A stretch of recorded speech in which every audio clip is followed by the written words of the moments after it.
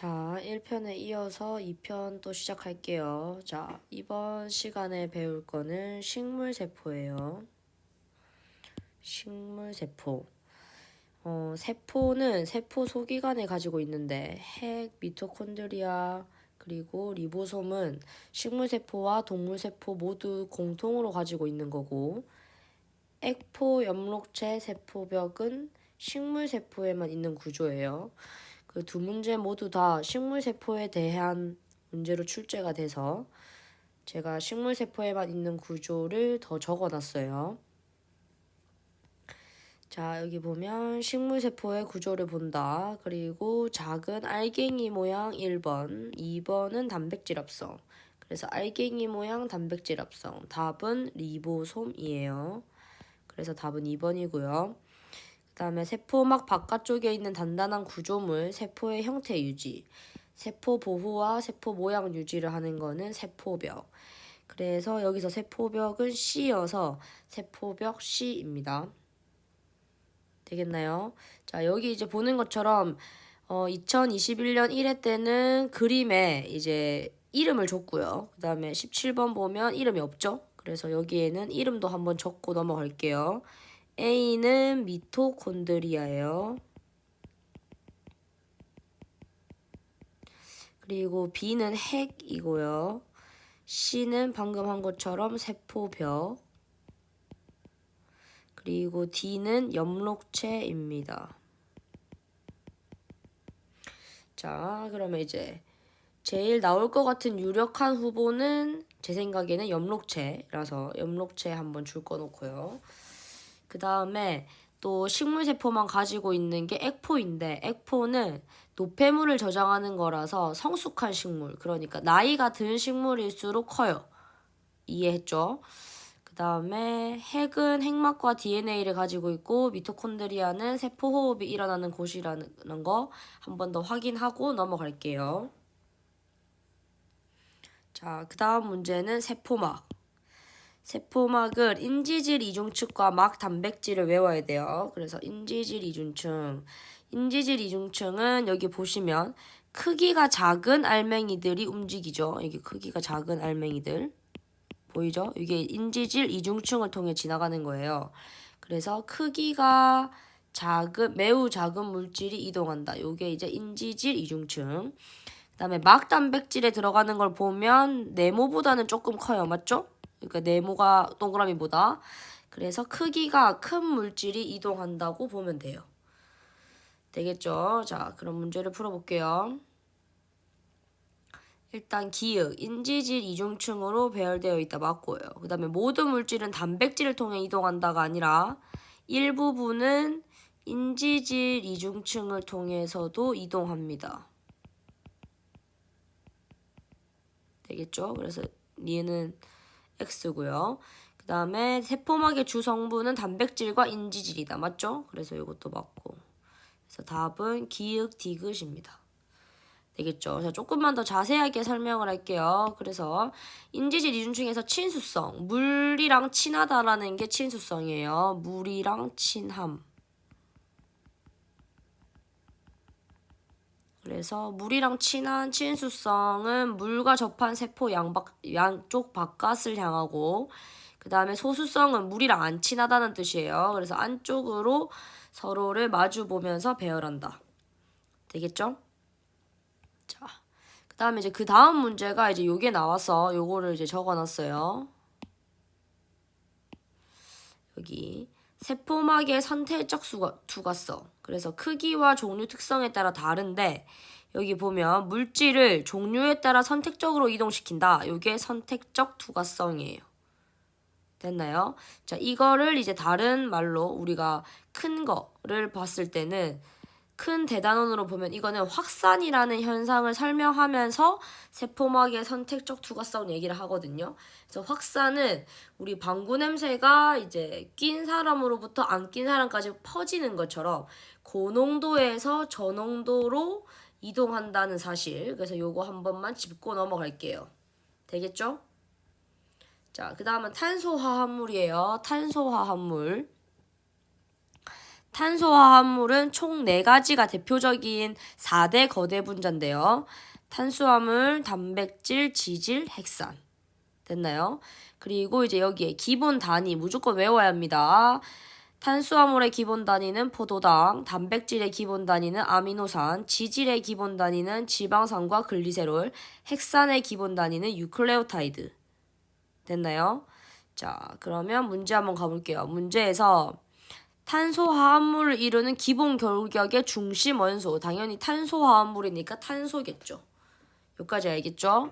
자, 그래서 여기 한 번만 더 적고 넘어갈게요. 탄수화물은 CHO, 그 다음에 단백질은 CHON, 그리고 지질은 CHO, 그리고 핵산은 CHONP입니다. 이게 구성 원소예요. 자, 그 다음 넘어가서 문제.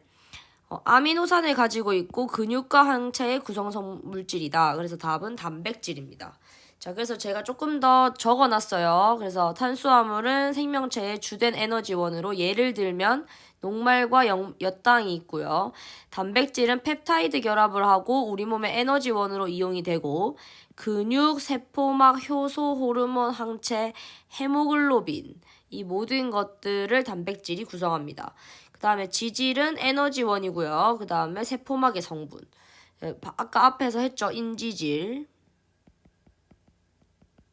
그리고 얘는 에너지원으로 조금 칼로리가 커서 9칼로리. 됐죠? 자, 그 다음에 핵산은 유전정보 저장 혹은 유전정보 전달로 DNA와 RNA가 있습니다.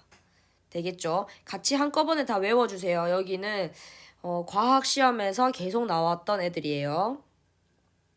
자, 그 다음에 DNA를 조금 더 자세히 볼 건데요. DNA의 염기서열의 상부적 결합으로 DNA는 A와 T가 짝지고 C와 G가 짝지예요.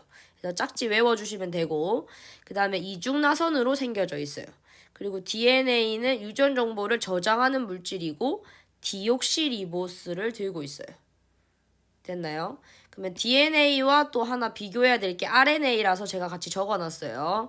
RNA는 이중나선이고 염기는 A와 U 그리고 C와 G. C와 G는 똑같고 T 대신에 U가 들어갔다고 보시면 돼요. 그 다음에 유전정보 저장에서 얘는 유전정보 전달로 바뀌고 그 다음에 디옥시리보스가 아니고 그냥 리보스입니다. 되겠죠? 자, 그럼 여기 보면 T랑 짝지를 찾아라는 거거든요. 그래서 답은 A예요. 되겠죠? 자, 그 다음 유전 정보의 흐름에서 우리는 생명 중심 원리라고 하는 센트럴 도그마를 쓰고 있는데요. 이거는 이제 저희가 DNA라고 하는 기본 입자에서 RNA로 바뀌고 RNA에서 단백질로 바뀌는 이 흐름을 우리는 센트럴 도그마, 즉 생명 중심 원리라고 합니다.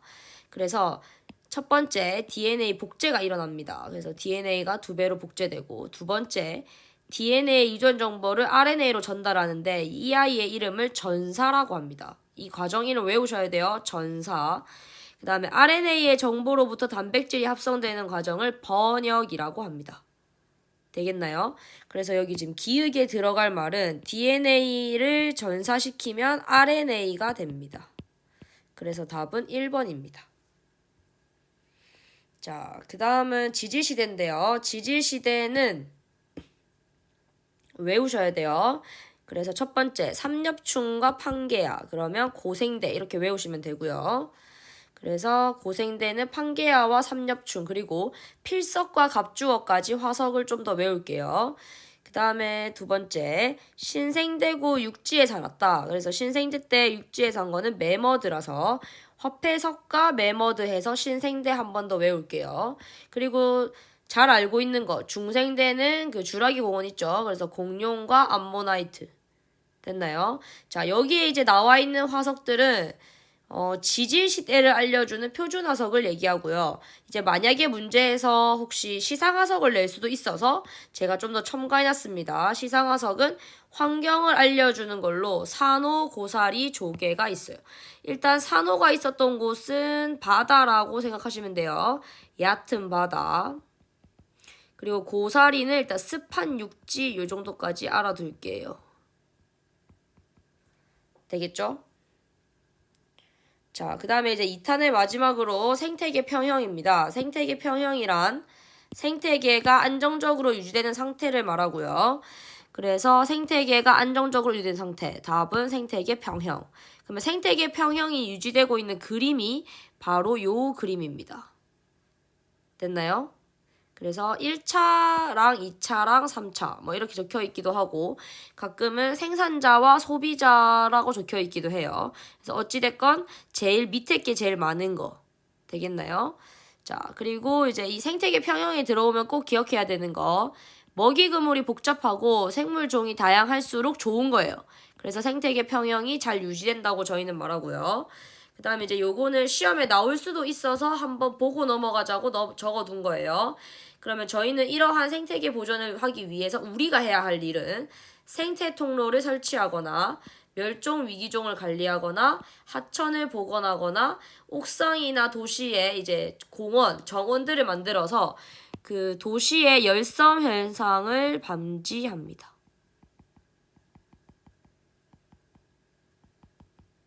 되겠죠? 자, 그러면 이제 2탄은 끝났습니다.